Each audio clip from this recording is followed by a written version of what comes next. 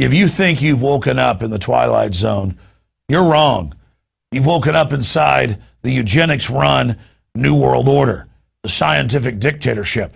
Yeah, it's crazy to see the United States and NATO hand Libya over to al-Qaeda. And now they've got all those heat-seeking missiles. Don't worry, the government will take our rights and keep us safe.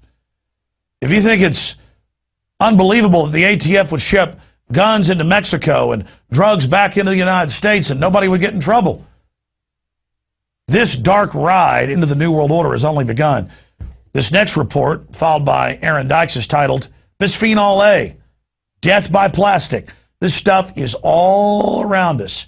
It's linked to cancer, conclusively proven, the doubling of diabetes cases in the last year and more. This is how the globalists are poisoning us. And Aaron Dykes has filed this extremely powerful report. You think it's just in plastic bottles? Think again. It's in almost everything. Scientists have known for decades, since the 1930s at least, and alternative news sources like Infowars.com have long documented that the compound Bisfenol A, BPA, disrupts the hormonal system, causes infertility and even cancer. But governments didn't warn about the dangers of BPA, widely used in plastic bottles, food cans, and soda cans, until only a few years ago. For more on why, I filed this report for Infowars Nightly News. Bisfenol A. When you open up a can, that lining may contain a synthetic estrogen. That's right, a sex hormone. BPA is unsafe and can lead to cancer, diabetes, and other diseases. BPA is what is known as an endocrine disruptor. Canada became the first country in 2010 to ban the use of BPA in just some products, and Europe soon adopted many of these bans. However, in the U.S., the Food and Drug Administration has been much more reluctant to admit the dangers. Food and Drug Administration is not ready to sound the alarm. The Food and Drug Administration says the chemical known as BPA is not dangerous. This despite the fact that a 2004 CDC study found BPA in the urine of well over 90% of the U.S. population. Consumer awareness has created a trend against its use in many products in lieu of a ban. But BPA, which can alter sexual behavior and much more, has increasingly been found in abundance in a wide range of products, many of which you may not expect.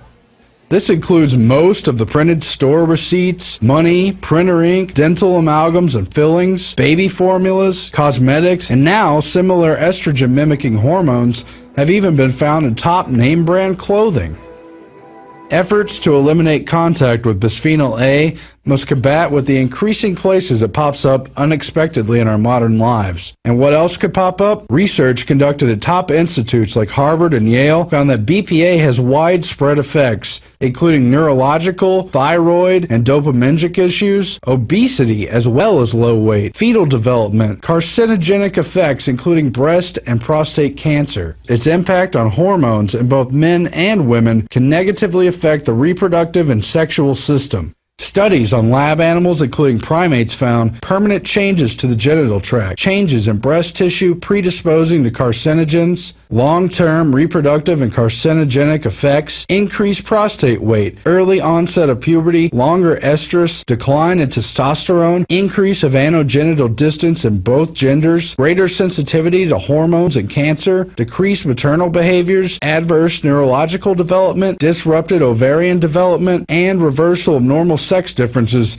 in brain structure and development. But just reporting these scientific facts has caused Alex Jones to be attacked by Media Matters and others for supposed gay bashing. The reason there's so many gay people now is because it's a chemical warfare operation. I have the government documents where they said they're going to encourage homosexuality with chemicals so that people don't have children. I even catch myself, Bob, drinking out of these estrogen mimickers.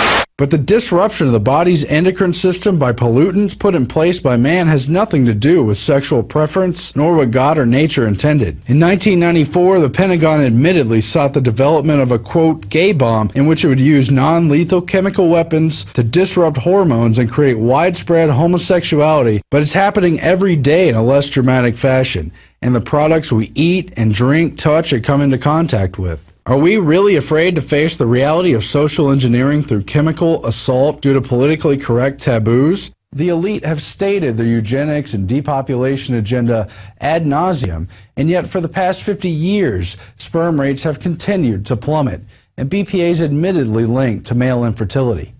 We're losing our humanity to this chemical subterfuge through GMOs, BPA, and other materials. We face a children of men scenario of near total infertility, and we must own up to these facts before it's too late. Back to you, Alex. Thank you so much, Aaron. And I notice here, U.S. diabetes rate doubles in last decade. That's out of the Associated Press. Most cancers have doubled in the last 10 years. They're talking about almost complete infertility by 2025 in the Western world. And a big part of it is BPA. But if you talk about fish and amphibians like frogs now having their gender destroyed, you are being homophobic towards frogs.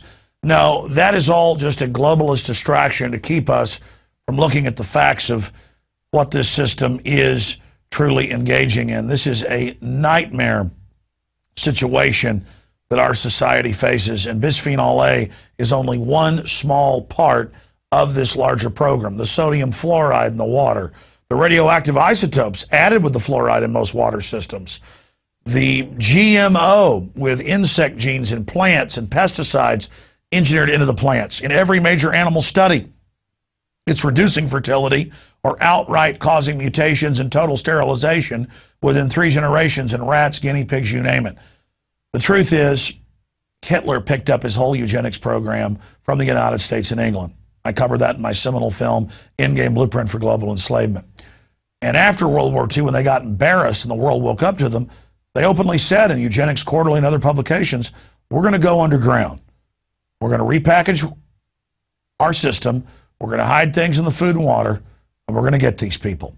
And of course, John P. Holdren, the White House science czar, wrote, we need to come up with sterilants hidden in the food and water.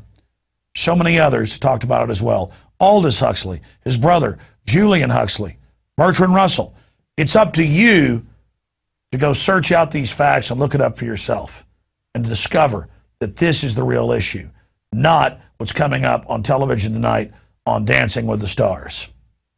I hope you realize this is groundbreaking information, that it's up to you to research the facts for yourself and discover that not only are we telling you the truth, but it's far worse than we can even reveal to you here because there's so much evidence. Check it out for yourself. We're going to go to break and come back with a federal government program of shipping guns into Mexico and drugs back in the United States to destabilize North America and attack the Second Amendment. Larry Pratt and the ATF gun running scandal. Straight ahead.